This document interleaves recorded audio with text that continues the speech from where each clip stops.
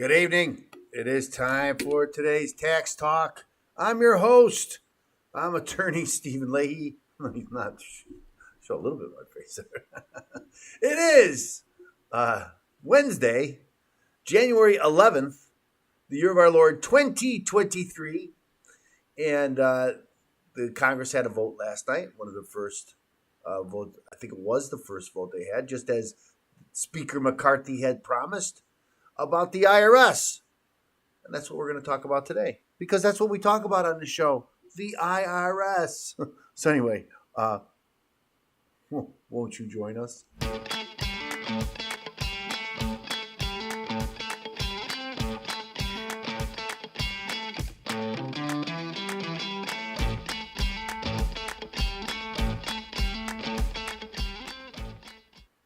It is crucial that we keep tabs on what the IRS is doing. If you're in business for yourself especially, you should know what's going on.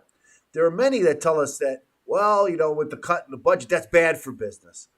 I have to take exception to that, because I don't believe it's bad for business to cut the IRS.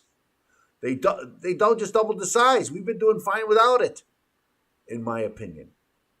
So I'm not one that thinks that we should be going out auditing everybody. And I've already explained to this audience that what I believe, that in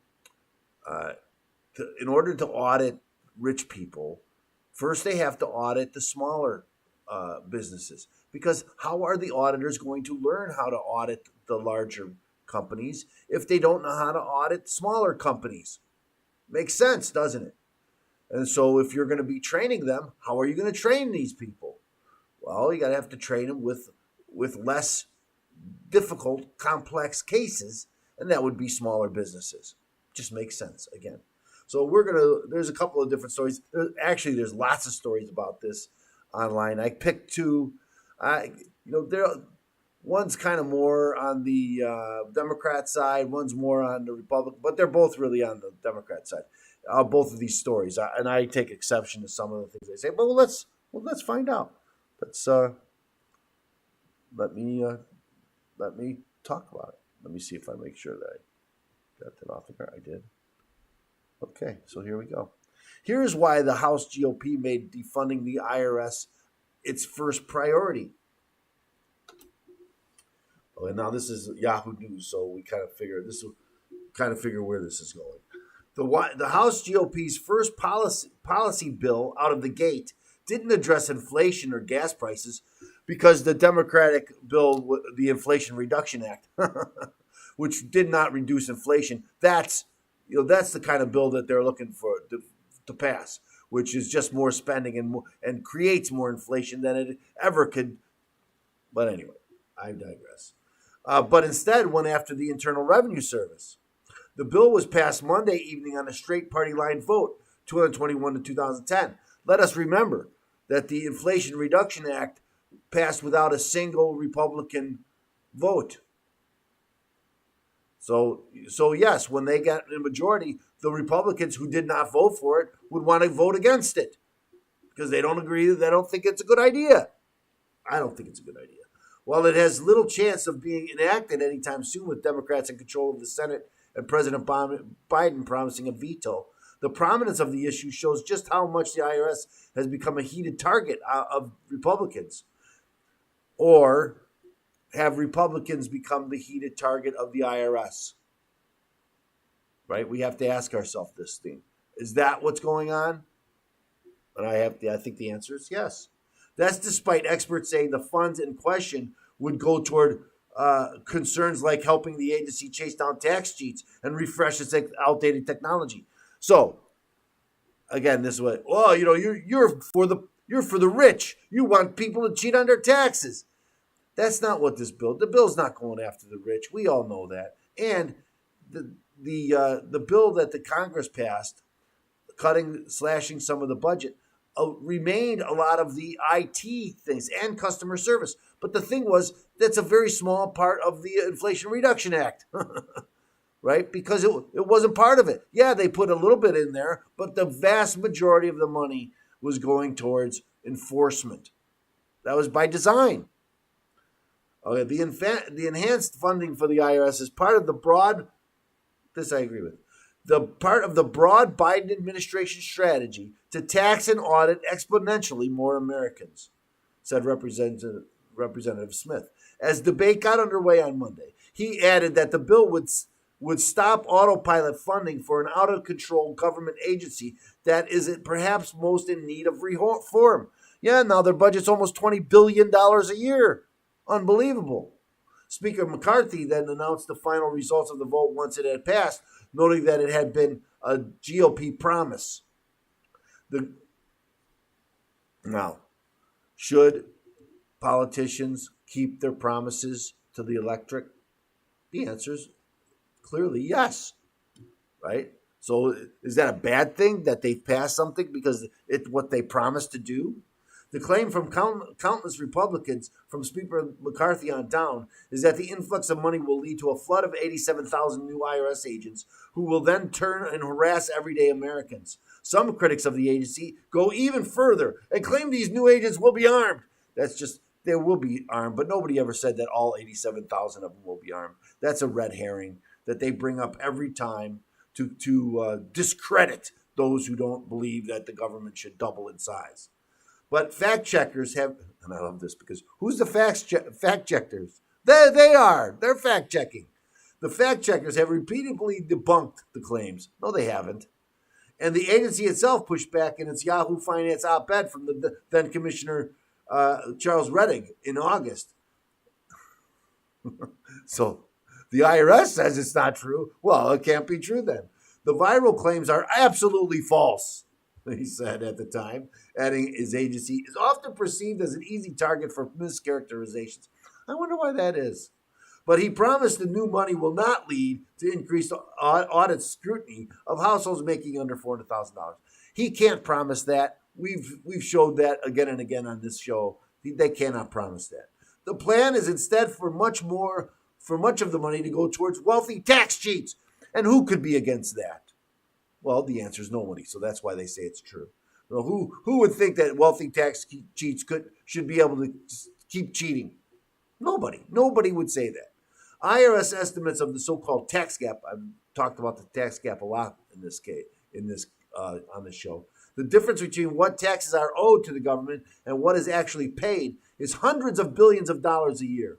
Much of the $80 billion will be focused on taking a bite out of the tax gap, focusing on wealthy taxpayers. They keep saying that. We're focusing on wealthy taxpayers. But again, that's just not true. The investment is projected to pay for itself.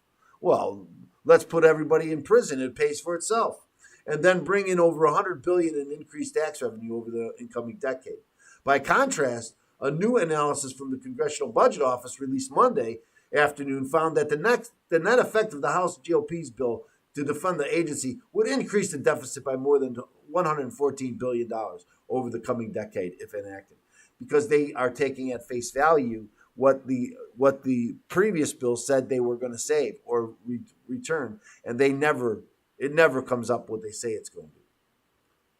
I'm not going to get into the Inflation Reduction Act.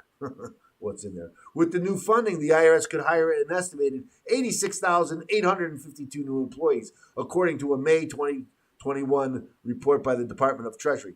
So that's not a made-up number, right? When they keep saying, well, that's been debunked. No, it hasn't. There's the number right there. But here's how they say it's been debunked. But many of those would not be agents. Okay. I guess if you call all IRS employees agents, then they're agents. All IRS employees are not agents. We get that. But the vast majority of this money is going for enforcement, and that would be agents. But many of those would not be agents. Many would work in other areas like information technology. Yes, that's true. Some would work in there. And nearly all new agents would be unarmed. Again, another red herring. Nobody said that they would all be armed. Very few IRS agents carry weapons as part of their responsibilities. Some of the hires may also be used to replace thousands of existing IRS workers expected to retire in the coming years. They didn't look at it, said this increase in budget would allow them to hire 86,000 more people. That's not counting the people that they could replace using the previous budget, right? And in anticipation that these other people were going to. That's not something that's just happening now. Nonetheless, claims of the flood of new agents have persisted, repeated by figures ranging from the GOP chairwoman to Elon Musk, and they're all wrong. The chronically understaffed IRS has a. This piece is totally news. The chronically understaffed IRS has until recently been a bipartisan concern, but the increased funding became the issue during the 2022 campaign and played into conservative suspicions of the agency that has been growing for years. Conservatives have long claimed the IRS targeted the tax-exempt status of political groups during the Obama administration. That's been established as a fact. The IRS even apologized for it. While the 2017 Treasury report on the controversy found that groups on both sides of the political spectrum had faced scrutiny. Just not true. I mean, there were people on both sides, but they didn't go after them. Yeah, they listed them, but that's not who they targeted. The average American cares about funding 87,000 IRS agents. This week's vote comes as Danny Werfel, is set to return this year as IRS commissioner because he was a temporary commissioner before. The newly elected chairman of the House Ways and Means Committee said in a statement Monday that Werfel should plan to spend a lot of time before our committee answering questions about the leaking of sensitive taxpayer information in an agency with a history of targeting conservative Americans. Makes sense to me. Do we know who leaked all that information? No, has there even been an investigation about who leaked that information? No, not that I know of. In the recent Fox News appearance, Crenshaw additionally argued that the average American cares about defunding 87,000 IRS agents. On the other side, Democrats repeatedly attacked Republicans for holding a vote on the bill and also for making it their first priority, implying they will use it against Republicans in the coming years. Bring it on, brother. In a statement calling for the move a giveaway to rich tax cheats, of course that's what they're going to say. Vice President Kamala Harris said House Republicans were trying to undo recent progress. Well, under Democrats, hoping to allow millionaires, billionaires, and corporations to cheat the system. I already said, who wants millionaires and billionaires to cheat the system? Raise your hand. Nobody. Not even the millionaires and billionaires will raise their hand. But I love that under the progress of the Democrats. Well, obviously, the Republicans don't see that as progress, and they would want to reverse it. Just makes sense. So here's a different story. Clawing back IRS funding is just the beginning for agency spending reductions, House Republicans say. Well, let's hope that that's the truth. The House on Monday voted to unwind an unprecedented spending surge at IRS, and Republicans promised more such efforts are on the way. Good. They should be cutting these departments. House Republicans are pledging to use their new majority to identify agencies at which to slash budgets, pointing to their vote Monday to do so at the Internal Revenue Service as a launching pad. At its first legislative act in the 118th Congress, the House on Monday, in a party line vote, approved to repeal $71 billion in IRS funding. So they left $9 billion for IT. The Family and Small Business Taxpayer Protection Act would claw back most of the money Republicans provided in the last Congress as part of the Democrats provided, I should say, as part of the Inflation Reduction Act, which Republican leadership said on Tuesday was the first step in identifying places to cut across government. I think that's a good idea.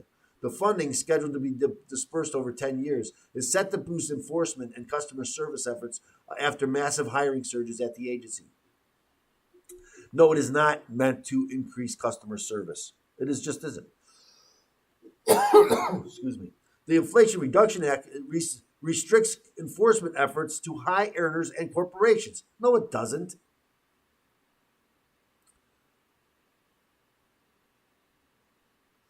No, it doesn't.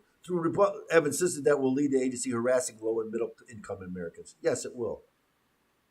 During floor debate Monday night and again on Tuesday, Republicans argued that 87,000 employees IRS could wind up hiring with the money would be a misallocation of federal resources that would cause undue burdens on taxpayers.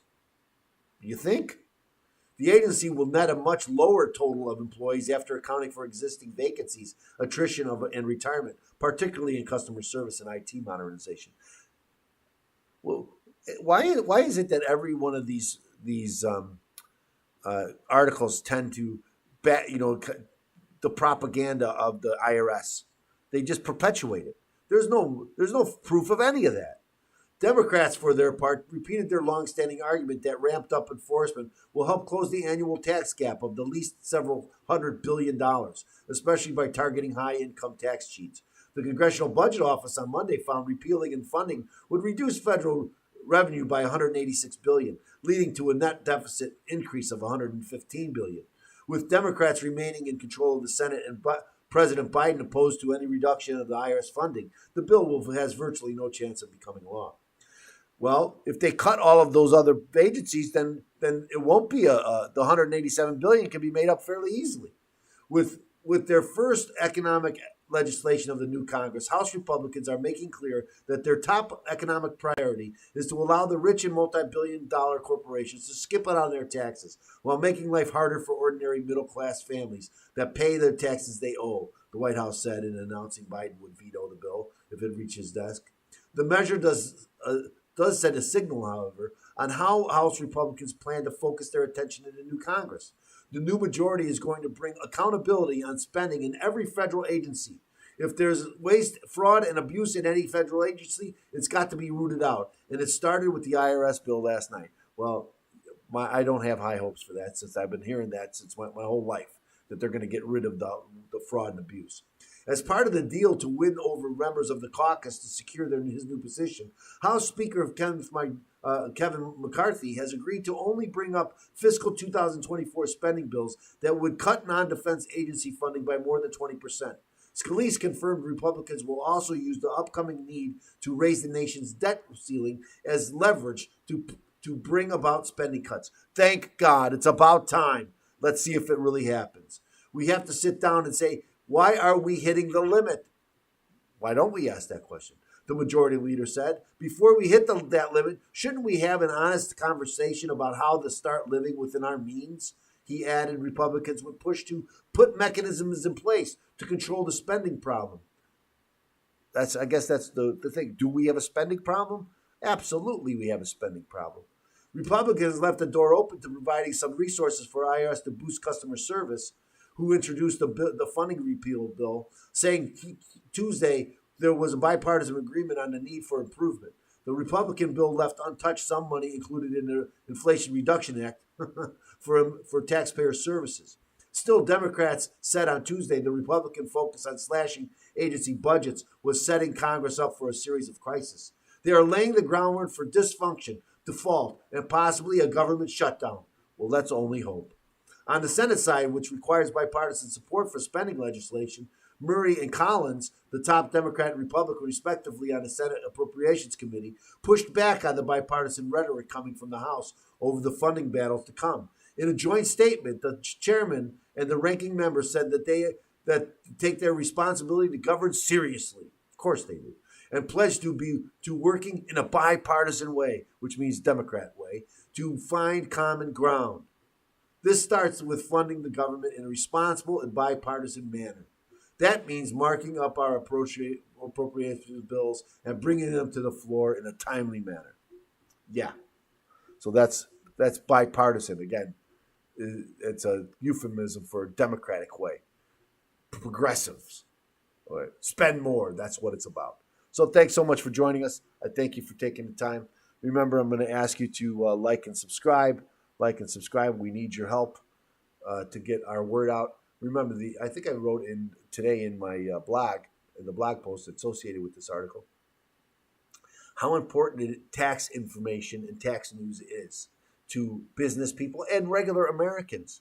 So to keep involved with taxes, where else are you going to find tax information than here, right here on today's Tax Talk? So we invite you to join us and help tell your friends and family. Where else are they going to get it? They need this information too. So please like and subscribe. And remember, if you are fighting the IRS and you want to fight back now, right? And you owe the IRS money, or you have unfiled tax returns and you don't know what to do, go to freeirsbook.com. freeirsbook.com. Get your free copy of my book, Deal with Your IRS Problem Today. And remember, I will pay for the publishing. We're going to ask you to pay for the shipping and handling. So go to freeirsbook.com and get your free copy. So thanks again for joining us. We'll be back here tomorrow. I hope you can join us then. Always catch us on YouTube, Facebook, LinkedIn, watchtalkradio.com. You can always find all of our shows are there on watchtalkradio.com. So thanks again for joining us, and we will see you again tomorrow. God bless you, and we are, let me just do this. We are out.